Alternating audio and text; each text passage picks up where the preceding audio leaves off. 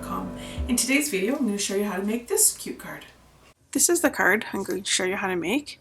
It's got this cute little cutout flowers and shiny black centers. Love black and yellow together, very pretty. So let me show you what I used to make this card. First of all, the cardstock. This is a piece of whisper white, thick whisper white cardstock cut in half at 11 by 4 1/4. And then the mat for that, which is 5 1/4 by 4. This is a little piece of Daffodil Delight. This is 3 1/2 by 3. And then a little 1/2 strip of designer paper. I'll show you the paper in a second. And this is 1/2 inch by 5 1/4. This is the paper that I use, the Bright Designer Series paper stack from Stampin' Up. It's got all these beautiful bright colors in there, including the yellow and all the different patterns. The other thing you're going to need is some baker's twine. There's about 20 inches of the basic black baker's twine on here. The stamp set I'm using is Apple of My Eye from the Occasions catalog, and also the Blossom Punch from the Occasions catalog. I've got here some white perfect accents, itty bitty epoxy stickers. I've got my dimensionals and tape, Memento black ink, a paper piercer, a bone folder, scissors, and a black Sharpie marker. So let's get started.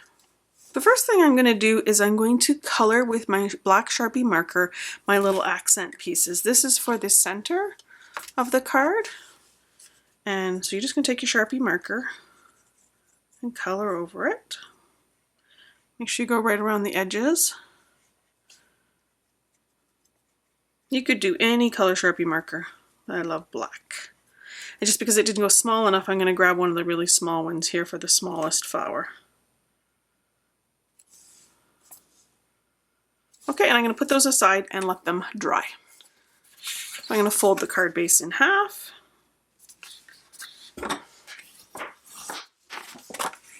And then I'm going to ink this up and stamp the thank you about there.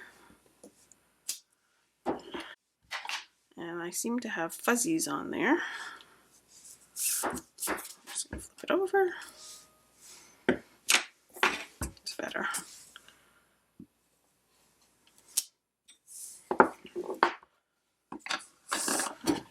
Then I'm going to take my punch and I'm going to go in from this side about that far. I want to leave enough room for my little banners and stuff. Punch those holes out. And you just save those bits for later to use on another card. I'm going to add my strip of paper. Tie my cord around here. So I just like to leave a little bit of a string for the bow. And this one's just long enough for one.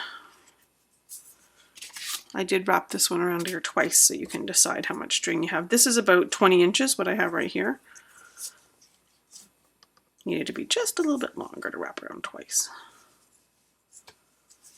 I just tie a messy bow and then I just pull it to make it prettier and smaller. Just center that better under the words. And I'm going to trim it. Okay, I'll flip this over. Now that ribbon's a little bit loose, but I got a tip for you for that. So I'm going to add some dimensionals all around this piece here. And then also some on the card. And this is my little trick. You can just use the dimensionals to tighten that up. Nobody will see what it looks like on the back.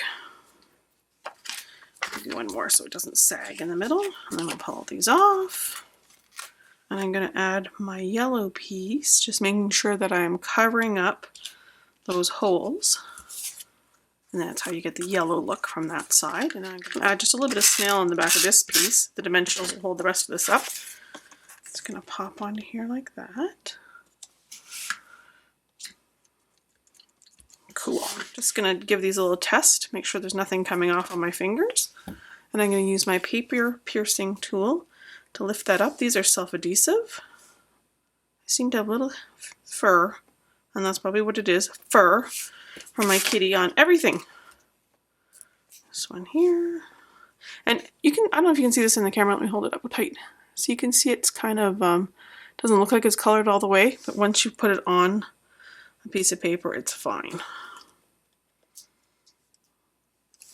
See that one? Same idea, it doesn't look like it's colored all the way through.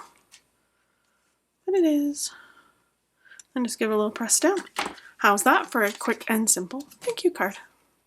Thanks for watching. Be sure to check back to stampwithjenn.com often for other tips, tricks, and ideas.